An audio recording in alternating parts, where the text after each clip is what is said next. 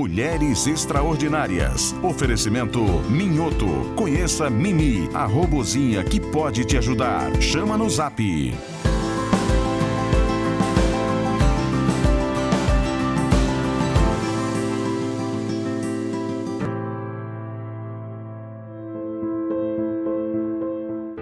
Muitas vezes, as mulheres são pressionadas a se encaixarem em padrões impostos pela sociedade.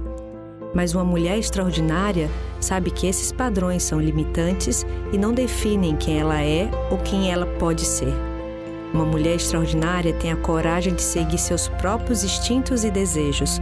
Ela busca se conhecer profundamente e entende que a autenticidade é a chave para uma vida plena e realizada. Bom dia, seja muito bem-vinda a Mulheres Extraordinárias. E para começar o programa de hoje, eu tenho a honra de receber aqui Daguia, que é símbolo de sabor, de doce na nossa cidade. Seja muito bem-vinda. Obrigada. Primeiramente, obrigada, né, por ter me convidado. E estamos aqui. Daguia, o que você acha que é a maior tradução de uma mulher extraordinária? Eu acho que seja assim, não se deixar moldar, não se deixar criar um modelo. Essa é autêntica. Eu acho que é isso. Você dá para perceber que você é uma mulher de personalidade, né? Porque para ter o cabelo com duas cores, né? Sem se preocupar com a opinião dos outros, precisa ter personalidade, né? Porque eu parto de um princípio assim. Eu não estou fazendo mal a mim e nem a ninguém em volta. Estou com vontade de fazer, então vou lá. O cabelo resolveu ficar branco, eu digo, peraí, amigo, é cor, então eu escolho a que eu gosto. E resolvi. E é melhor ainda ser duas cores, né? Porque ainda fica... mais diferente. Mais diferente. Mas eu acho que a gente está num mundo onde as pessoas estão tão cercadas de rótulos de beleza, rótulos de tudo, e quebrar esses rótulos não é fácil. É um ato de coragem. Não é fácil, porque não é só eu carregar, ainda tem as outras pessoas. Aí depende, eu vejo várias reações por causa desse cabelo. Já fui parada na Oscar Freire por uma senhora, bem senhora, que me segurou no braço e disse, parabéns, minha filha. A vida é feita de cores e a sua é bem colorida. Mas de verdade, aí outros olham, riem. Eu estou bem. Então, para mim, o que importa é eu estar bem. Você está falando de cores, aí eu vou puxar aqui para sabores, certo? Para sabores. Que as suas tortas são maravilhosas, a gente lá... Aqui na TV Ponta Negra, a gente é todo mundo apaixonado. Obrigada. Hora do lanche, hora das reuniões, tem sempre uma torta da Daguia. Mas o que realmente dá sabor à vida de Daguia? Nossa, o que eu faço? O meu trabalho. Eu costumo dizer que eu sou uma pessoa de muita sorte. De muita sorte. Porque eu amo trabalhar no que eu trabalho e deu certo. Então, tem coisa mais maravilhosa na vida. Quantos anos, Daguia, já no ramo de gastronomia? Então, foram 9 anos de restaurante, com quase 23 de doce, de loja. Então, já são para aí, quantos? Mais de 30, né? 30 anos. Mais de 30 anos. E as pessoas que vêm às suas lojas hoje, inclusive nos shoppings, né? Podem até acreditar, nossa, isso acha bonito, mas não sabe o que tem por trás dessa história de luta, de superação. Eu queria que você contasse um pouquinho pra gente aqui. Então, primeiro eles não acreditam que eu continuo trabalhando, porque quem chegou nesse ponto não vai mais para a cozinha. Mas as pessoas não entendem que eu amo fazer isso. Então eu vou, tem isso tortas... é o que dá o sabor na sua vida mesmo. E tem tortas na loja que só quem faz sou eu.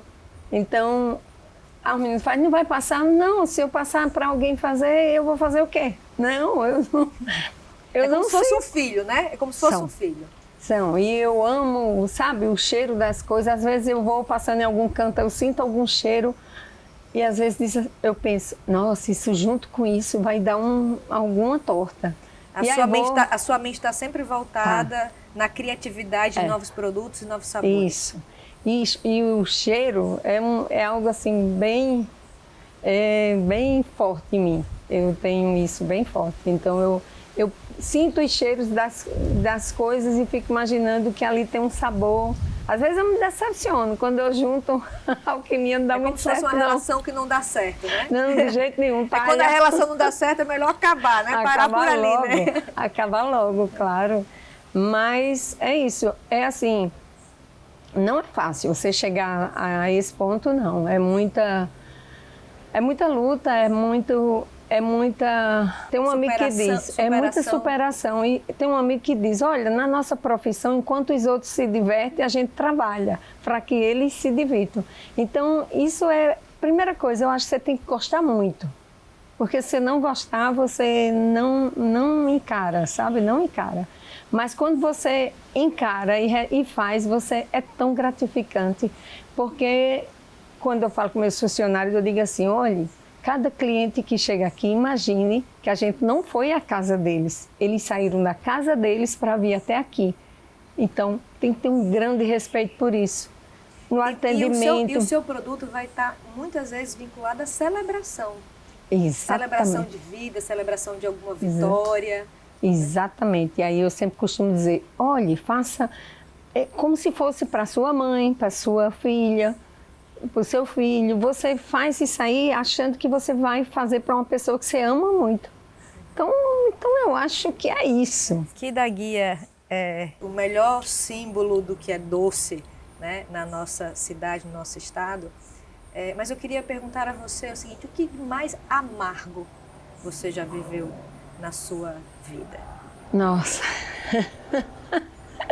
o que eu costumo dizer assim, eu não gosto de problemas, eu gosto de solução. Então, o problema já existe e ele está aí, então não vamos valorizar demais eles, vamos procurar com que a gente pode encarar ele. Eu acho que de tudo o mais difícil foi quando há 7 anos atrás eu perdi meu esposo. E era ele, nós dois juntos, que criamos a Da Guia aqui.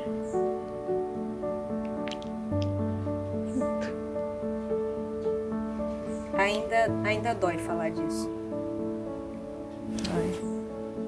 Ele era aquele companheiro que cuidou, que criou, que teve a ideia com você e pelo jeito ele era muito presente no seu dia a dia, né? No trabalho e tudo. Era. Quer tomar uma aguinha? Mas aqui é assim mesmo, viu, Da Guia? A gente tá aqui para que às vezes, e você que é essa mulher tão radiante, né? Tão cheia de vida, às vezes as pessoas podem pensar que você não que tem, é tudo lindo, maravilha, que não tem sofrimento, que é assim, que soube lidar muito bem com as perdas, né? Porque uma vez eu vi uma entrevista de Dona Canô, a mãe de Caetano Veloso, e perguntaram, com 104 anos, qual era a receita. Ela respondeu, a vida é feita de escolhas. E ela disse, eu escolhi ser feliz. Não quer dizer que eu não tenha tristezas, que eu não tenha problemas, que eu não tenha obstáculos, mas eu resolvi ser feliz. Então faço minhas as palavras dela. Eu resolvi ser feliz e eu sou feliz. Então aparecem os obstáculos, eu vou pulando, vou passando. Mas voltando a dizer, há 7 anos atrás, meu esposo, o Papai do Céu chamou ele. Então, a gente sempre foi companheiro de altos e baixos. De jornada, de jornada. Companheiro de caminhada mesmo. E aí, quando ele faleceu, e agora? Como se tivesse aberto um buraco, assim, embaixo dos seus pés. Mas eu pensei, eu não posso me entregar, não posso porque, além do meu trabalho, além dos meus filhos, ainda tem a empresa com os funcionários. Então, poxa, vai, levanta, vamos. É assim que a vida é. Você cai e levanta, você cai e levanta. A vida é isso. Você acha que até o fato de você, essa força que você imprimiu para tocar os negócios, mesmo sem a presença dele ao seu lado, a pessoa que idealizou o negócio com você, que não foi só um negócio, foi o sonho, né? O sonho. É de alguma forma você manter ele vivo em cada dia a dia, em cada atitude, cada torta que você faz ali na sua vida? E então, aí com isso, os meus 2 filhos que moravam fora, a menina morava em Paris e o menino em São Paulo, e então eles voltaram. E aí a empresa cresceu, tenho mais 2 sobrinhos comigo, ou seja, virou aquela empresa familiar. E de onde ele estiver, tá vendo que a coisa cresceu então, e que tá... Você está falando uma coisa aqui que é muito louco, né? Às vezes uma perda gera uma união.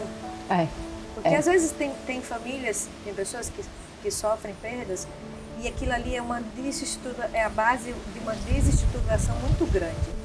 Mas tem pessoas que seguem um caminho diferente, né? E você é um exemplo, então, disso, que esse momento de perda foi um momento de a família se unir para crescer ainda mais. Ainda mais. Né? E foi bem interessante, porque eu sozinha, eu não estaria onde eu estou hoje. Devo muito isso à família, porque eu acho que quem tem uma família estruturada tem tudo na vida.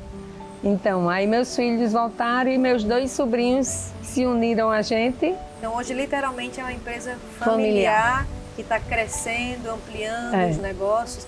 Assim, e eu queria até que você desse uma dica aqui, né? Tantas mulheres, homens, mas principalmente a gente está no mês da mulher, a gente sabe o quanto desenvolver, quantas mulheres têm o desejo de empreender e às vezes têm o medo de empreender. Será que eu tenho esse talento? Será que eu tenho uma condição?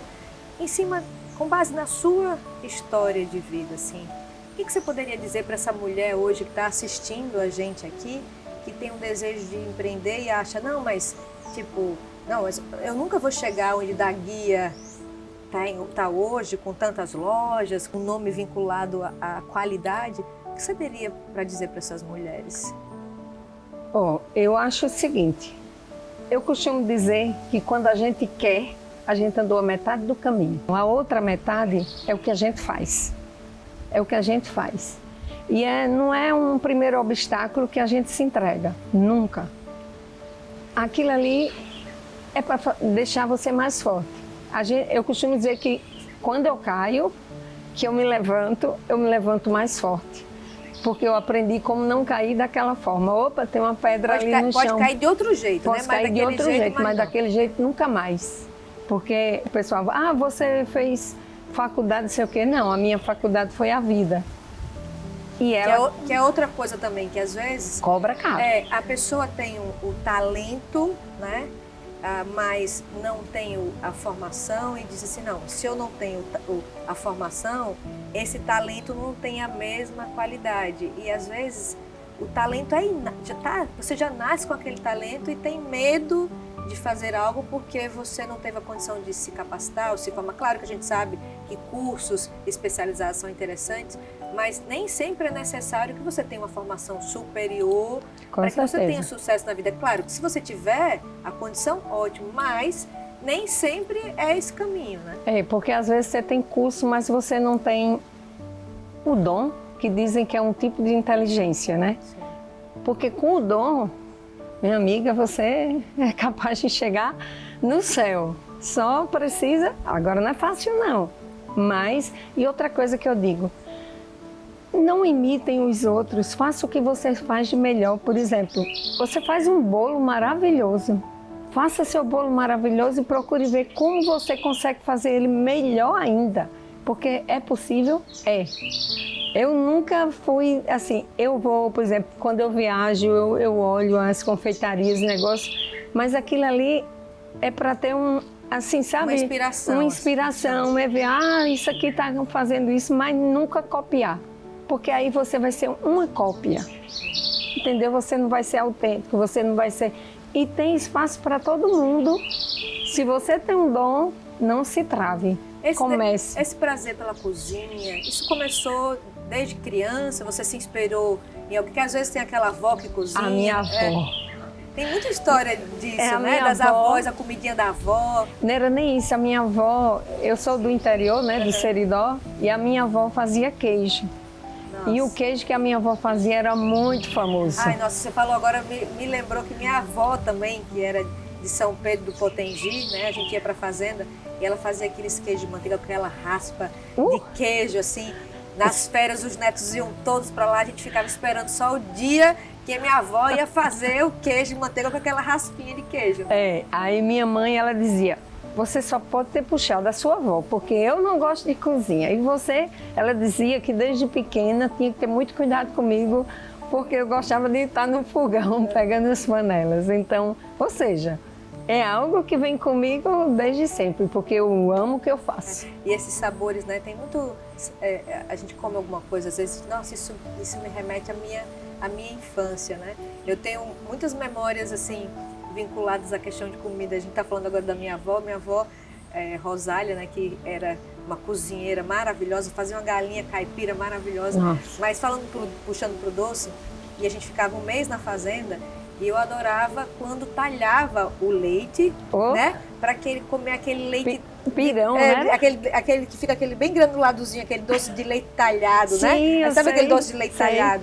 E muitas pessoas falam que é ambrosia, mas eu acho que é Não diferente, é ambrosia, né? é com ovo. É com ovo, né? Então, e aí, e eu ficava todo mês na fazenda sonhando, desejando, torcendo que o leite talhasse para que ela fizesse o doce. Só que depois que eu cresci, eu soube que era só botar um pinguinho de limão. E que o leite ficava talhado. Eu disse, não acredito, minha avó deixou de... Eu esperava ansiosamente. Mas talvez não ficasse com o mesmo sabor. Né? Não, porque aí ia ter só a acidez do limão e ali não teve acidez de nada. Foi ele próprio. Pois é, me lembro disso, essa coisa de doce, o doce de leite talhado que minha avó fazia e a espera que eu tinha para que...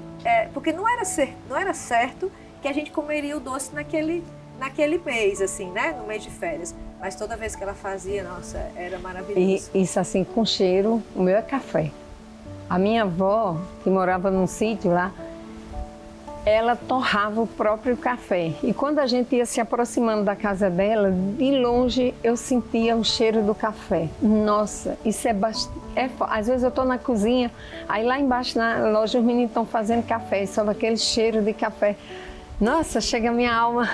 Como se tivesse voltado a alma da criança. A criança interior parece volta lá atrás, né? Nos tempos da fazenda, do sítio. Nossa, é café.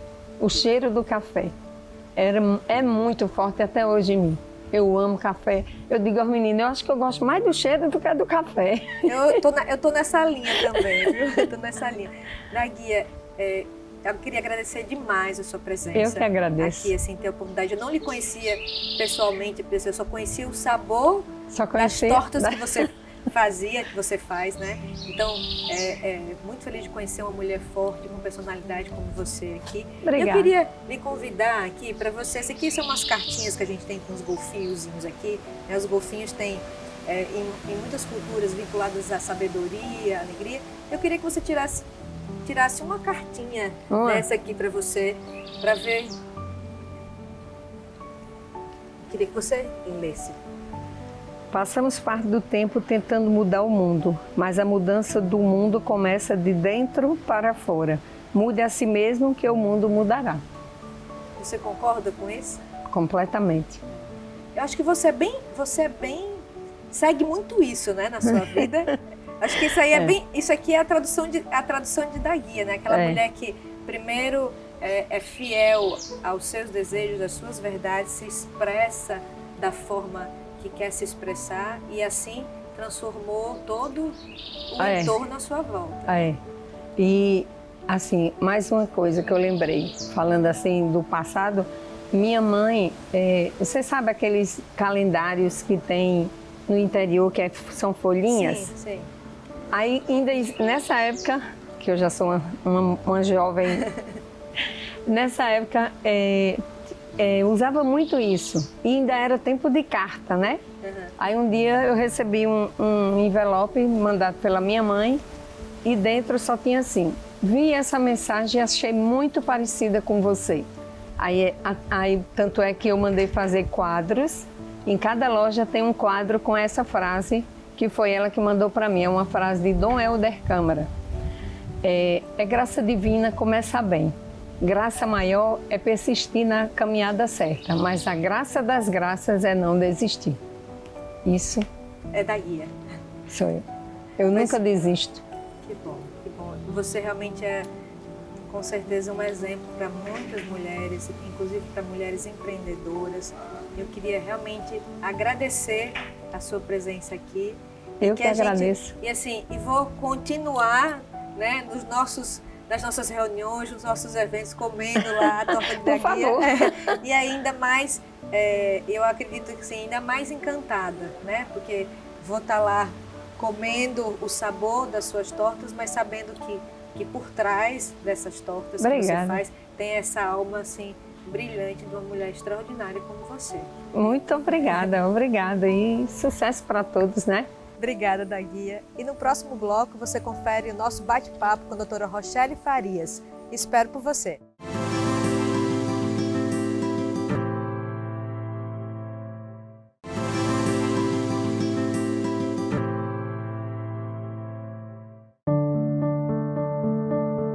Uma mulher extraordinária não se encaixa em estereótipos ou expectativas sociais. Ela abraça sua individualidade e segue seu próprio caminho. Prioriza ser fiel a si mesma na sua jornada constante de autoconhecimento e autodescoberta. Doutora Rochelle Farias, né? Eu conheço como Rochelle, mas aqui é doutora Rochelle Farias, que é oncologista. Sim. É muito prazer ter você aqui comigo, né, nesse programa, nesses 4 programas da série do Mês das Mulheres. E queria lhe dar as boas-vindas. Obrigada, Rose. Para mim é uma honra esse convite, estar aqui com você. Estou muito feliz. Obrigada pela oportunidade, né, de Rochelle, participar. Eu queria começar a primeira pergunta, né, para você. Claro, escolher a medicina já é uma decisão assim de vida, né? Porque eu acho que é um dom. Quem decide ser médico sabe que é para o resto da vida, né?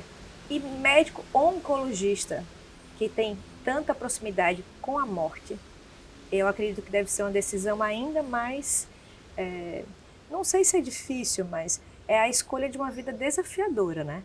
Sim, eu decidi fazer medicina, mas eu não sabia exatamente qual a minha especialidade. E Dr. Fernando Medeiros, que foi meu professor, foi uma pessoa que eu me inspirei. Na época ele inclusive era um dos diretores da Liga Norte Rio Grandense contra o câncer. E ele falava o tempo todo: Lourinha, você tem que fazer oncologia, você tem que fazer oncologia. E no início eu dizia: não, eu não quero fazer isso. Ele disse: mas você precisa, só tem Beto aqui em Natal, você só precisa sair e voltar, que a Liga lhe absorve. E assim, eu não queria de jeito nenhum, porque para mim era assustador. Sim. Mas aí eu peguei minhas férias e comecei a acompanhar Roberto Salles, que hoje é meu sócio há mais de 26 anos. E eu ainda como estudante, ia para a Liga nas minhas férias e acompanhava o ambulatório. E eu comecei a me encantar por tudo aquilo. No Luiz Antônio, vendo aqueles pacientes. Então, assim, aflorou muito a vontade de querer fazer a diferença naqueles pacientes. Então, assim, eu me apaixonei até hoje. Era isso que eu ia perguntar a você. O que você acredita que foi o que lhe encantou nesse ramo da medicina? Você vê o sofrimento daqueles pacientes, o sofrimento de toda a família. E você conseguir, assim, fazer alguma coisa. Muitas vezes nós não damos a cura, Rose, mas a gente dá o carinho, a gente dá o acolhimento e faz toda a diferença. Então, tem pacientes que dizem assim: ai, doutora, quando eu chego aqui no seu consultório, a minha dor passa. Quer coisa melhor do que isso? E assim, eu falo assim, por experiência, né? Que tive meu pai que faleceu com câncer e foram 2 anos de tratamento. E eu me lembro que lá no Einstein, onde ele foi tratado, assim, as famílias, a gente tinha um andar da oncologia e as famílias virou aquele grupo solidário, né? Todo mundo conversava e a gente compartilhava as dores e as esperanças, principalmente. Então, eu acredito que um médico oncologista que coloca sua alma a trabalho, né, disso, ele não deixa de ser um símbolo de esperança para os seus pacientes. Com toda certeza, Rose. E a gente nota que os pacientes que convivem na mesma época do tratamento, muitos viram amigos, começam a trocar telefones e assim se engajam com grupos voluntários. É muito bacana, porque parece que a experiência que ele teve, ele precisa passar para outras pessoas. E normalmente com positividade, com força, sabe? Com aquela energia. É muito bonito de se ver. Você, antes de ser médica, você é mulher. Sim. Né? E tem seus sentimentos e tem as suas questões, as mesmas dificuldades que outras mulheres têm no dia a dia. E como é conciliar, às vezes, você lidar, tá lá na profissão, atendendo assim, casos sérios, às vezes até perdendo um paciente para a doença. Como é que é voltar para casa e se preocupar com os assuntos de casa, educação de filha, né? Como é que é isso? Olha, Rosa, eu nunca fui uma pessoa que separei muito radicalmente as coisas. Tem colegas que dizem, quando eu saio do hospital, eu deixo os problemas lá. Eu não consigo separar totalmente, Rosa. Dizer assim, que eu chego em casa e eu esqueço meus pacientes, não, porque sempre tem um ou outro com a história mais difícil, que a gente se apega mais e que eu sofro. Inclusive, a minha filha, que domingo agora vai fazer 18 anos... Laila, que inclusive estudou com Vitória, minha filha. São amigas. Então, Lailinha nasceu e criou-se vendo a mãe dela fazer isso. Lailinha, com 2, 3 anos, corria nos corredores do Hospital São Lucas, me acompanhando a ver os pacientes. Então, ela sempre assistiu, às vezes, o meu sofrimento, o meu choro pela perda de algum paciente. E ela sempre acompanhou isso. E por ela ter essa admiração pela mãe, desde pequenininha, ela decidiu ser médico oncologista, que para mim foi uma surpresa. Porque eu nunca disse, minha filha seja médica, não deu tempo. Não deu tempo, Rose. Porque aos 6 anos ela disse que ia ser médico oncologista clínico igual a mãe. Com certeza, porque ela na verdade, não se encantou pela profissão da mãe. E sim pelo amor que a mãe tinha em realizar aquela profissão. Então você acabou sendo um exemplo.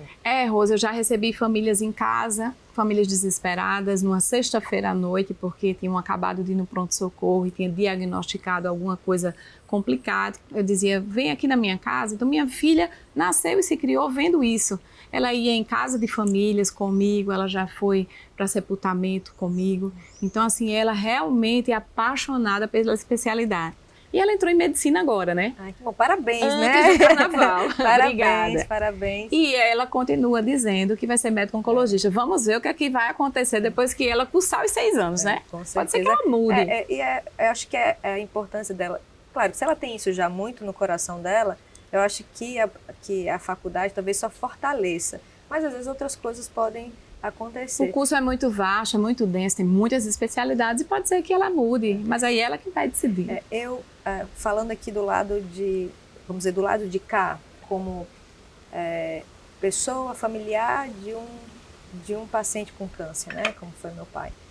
É muito difícil olhar para um paciente, chegar, trazer eles ao seu consultório e dar um diagnóstico de sobrevida, né? Ou dizer, olha, a gente vai buscar... Porque eu estou falando isso porque eu me lembro, eu estava nos Estados Unidos, eu fui aos Estados Unidos com meu pai, que ele queria saber se a gente decidia fazer o transplante lá nos Estados Unidos ou no Brasil, e o médico lá disse, olha, eu acho que o senhor deve fazer no Brasil mesmo, porque o brasileiro gosta dessa proximidade da família, aqui você vai ficar totalmente isolado.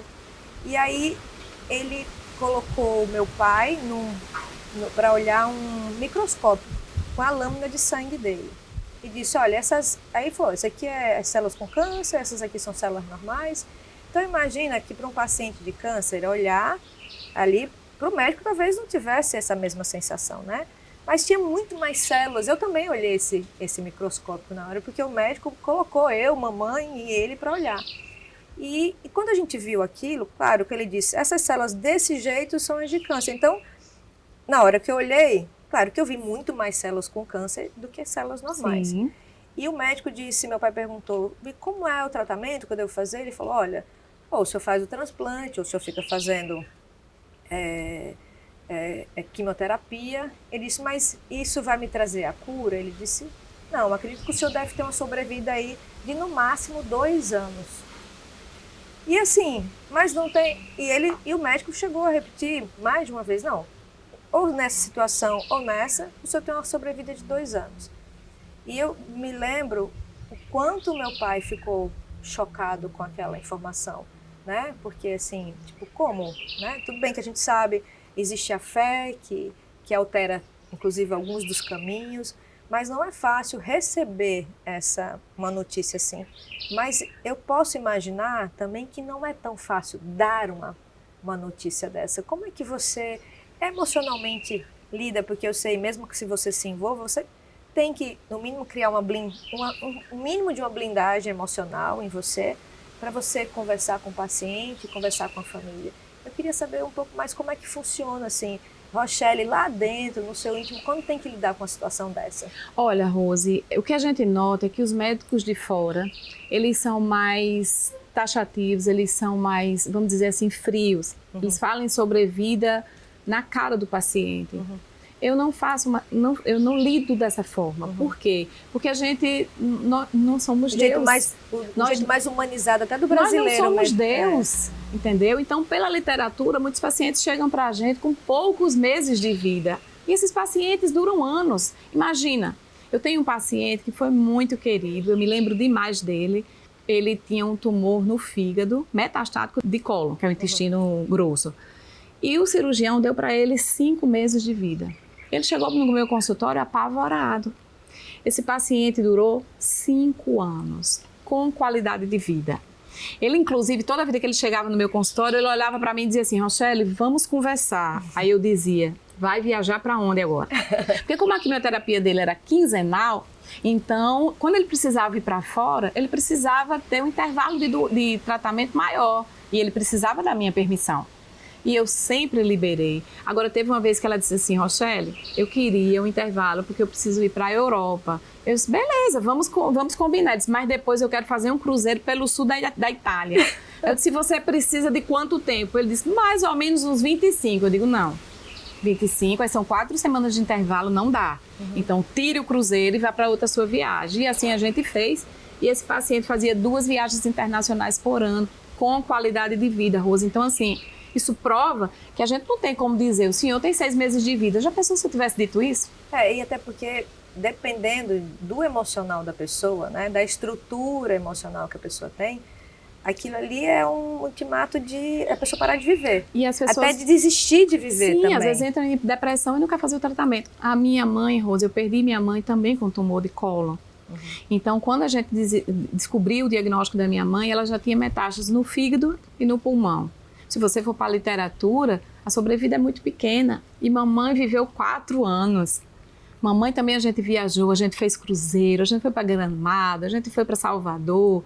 Ela era atriz no teatro do pessoal da terceira idade. Todos os anos, ela se apresentou no final do ano. Você acredita, Rochelle, que quando a pessoa recebe um diagnóstico, por exemplo, como esse de uma doença de câncer, se ela muda o estilo de vida, se ela resolve realmente viver a vida. Sim, Rose, isso é muito claro. Isso ajuda no tratamento? Ajuda sim, porque é como se ela tivesse tendo que gastar o tempo de vida que ela tem.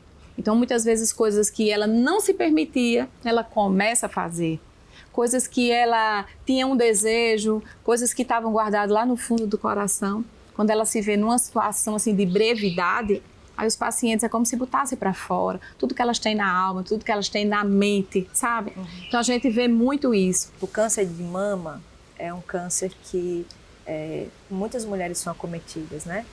E eu conheço uma médica que chama a doutora Vera Barreto, que é muito sua amiga. E ela dizia muito assim, me lembro que Verinha falava, primeiro, para adoecer o peito de fora, primeiro adoece o peito de dentro. Exatamente. Ela falava da história que muitas mulheres acabam tendo câncer por amarguras, por questões emocionais. Como é que você vê Olha, isso? Rose, todas as pacientes que a gente começa a conhecer profundamente, que na primeira consulta não dá para a gente conhecer o paciente, mas a gente vira vira tipo como se fosse uma amiga, uma confidente, uma psicóloga de cada paciente. E no fundo, quando a gente vai ver lá atrás, aconteceu alguma coisa, Rose. Aconteceu uma perda, um luto importante, um problema de saúde. A questão da dor às vezes não tratada, a dor que é, Sim, aí que é calada a também, gente né? vê pacientes com muita mágoa, Sim. muita raiva, guardado muito ressentimento. Então, isso sim, e eu concordo plenamente com Verinha. Quando a gente tem uma alma adoecida, uma mente adoecida, então é o primeiro passo para a gente ter uma doença física. E o câncer é uma delas. Os seus pacientes, você acha que eles lhe ajudam? Porque a gente está falando aqui sobre a questão de que como lidar com essas dores, com essas mágoas. E doutora Rochelle, oncologista, não é nada diferente de qualquer outra mulher, que a gente está aqui no Mulher Extraordinária, a gente fala que mulher extraordinária não é ser uma super mulher, mas assim, é reconhecer os valores, né, que ela tem.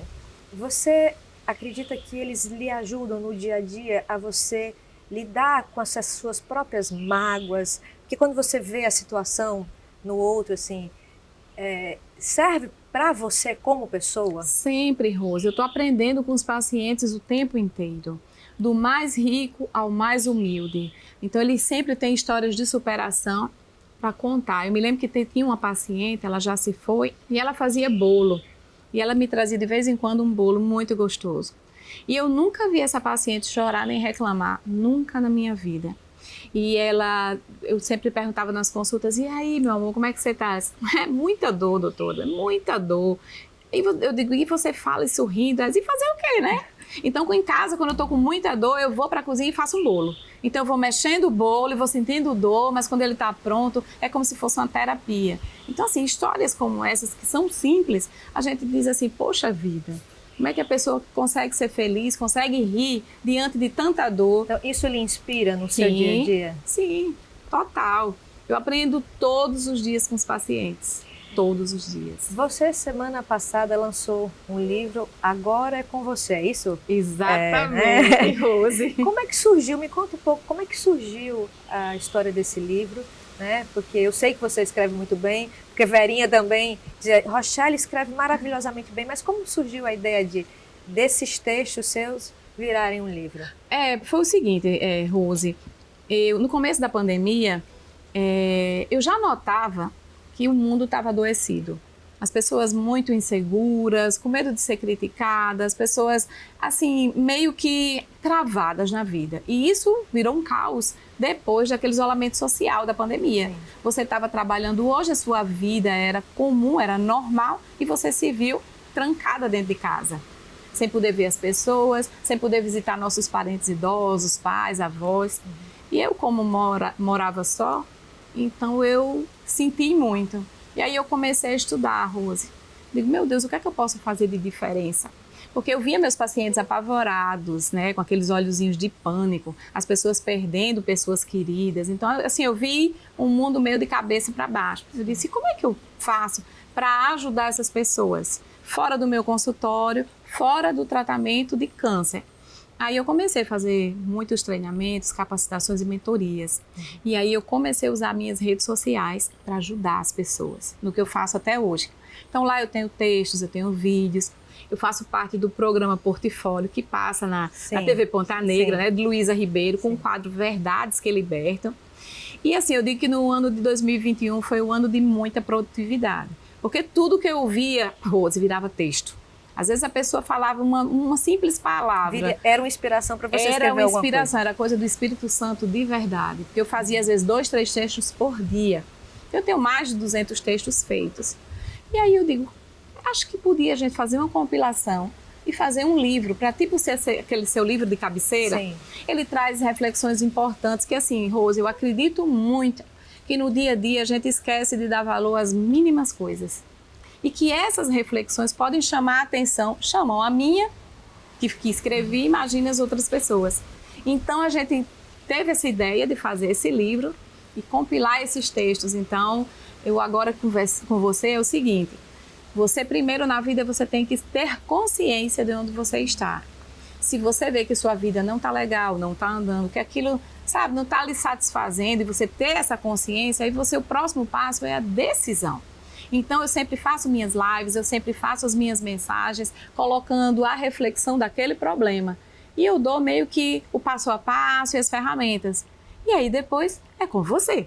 Porque a decisão de mudar tem que partir de nós. E é de dentro para fora. E o livro, quem tiver interesse, estiver assistindo aqui, tiver interesse de comprar o livro, como é que compra o livro? O livro é esse aqui. Tá linda a capa, por sinal, também, né? Pronto, então agora é com você. Ele está disponível na link do meu bio. O meu Instagram é med.rochelefarias. Então, quando você entra nesse link, tem lá o link do livro físico, do audiobook e do e-book. Para quem não gosta de ler, tem como escutar. Tem, quer dizer, não tem justificativa, Não tem né? justificativa, então tem nas 3 versões. E é fácil, é só clicar, você vai tendo os passos e você adquire. Rochelle, para a gente terminar, assim, porque a conversa está maravilhosa, eu ficaria com você aqui por mais um tempão, né? Porque eu acredito que falar de vida é muito gratificante, você falar sobre como a gente buscar viver melhor. Mas antes de você sair, a gente tem essas cartinhas aqui, que são uns golfinhozinhos aqui, né? E queria que você tirasse uma dessas cartas para você, que é uma mensagem, né? Quem sabe uma mensagem que sirva não só para você, como para algumas outras pessoas que estejam assistindo a gente nesse momento. Desperte e resgate a criança interior que existe em você. Lembre-se dela para levar a vida com mais leveza. E é bem isso aqui, né? Às vezes a gente leva muito a sério a vida, a gente sofre muito e a gente deixa de ter a oportunidade de viver de forma feliz, mais próspera, claro, enfrentando os problemas que todos nós temos. E às vezes, né, a gente passa problemas na infância, traumas e tudo, e a gente fica preso a isso. Em vez de cuidar da nossa criança, a gente vai alimentando as dores. E também, daí também vem as doenças, né? Sim, com certeza. Olha, hoje em dia é um estresse muito grande, né? Nós, com essa coisa da era digital, tudo é muito rápido, cobra resultados mais rápidos. Tudo na ponta do dedo, né? Gente, é tipo assim, você pede uma coisa, com 2 horas você tem que fazer, porque você tem acesso, você tem que ir pro Google, você tem computador. Então, isso tem gerado uma ansiedade muito grande. Inclusive nas relações, assim, né? A pessoa mandou uma mensagem no WhatsApp, eu vi que aquela pessoa viu e não me respondeu, né? É, com certeza. Então, nessa era das coisas muito rápidas, vem ansiedade e vem muito estresse, Rose. O estresse está lá no topo da cadeia de desenvolver muitas doenças, o câncer e todas as doenças neurodegenerativas, como mal de Alzheimer, doença de Parkinson, esclerose lateral amiotrófica. Então, a gente precisa cuidar de nós. A gente precisa tratar os nossos sentimentos, trabalhar a nossa cabeça, nossos traumas, para poder a gente conduzir uma vida melhor, mais fluida, com toda certeza.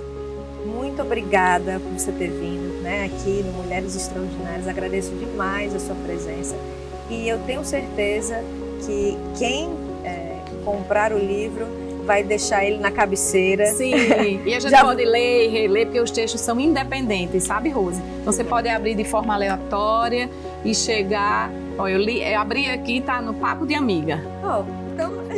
Então são muitas reflexões que devem ajudar em algum momento da vida a pessoa que lê esse livro. Obrigada. Queria agradecer a você também que esteve com a gente, agradecer a Ferreira Costa que montou esse cenário lindo para essas entrevistas. E eu espero você no próximo sábado para mais um Mulheres Extraordinárias.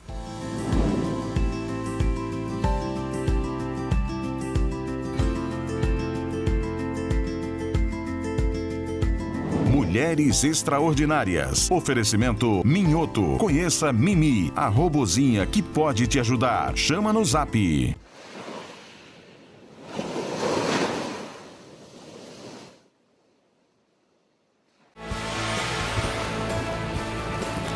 TV Ponta Negra. Potiguar como você.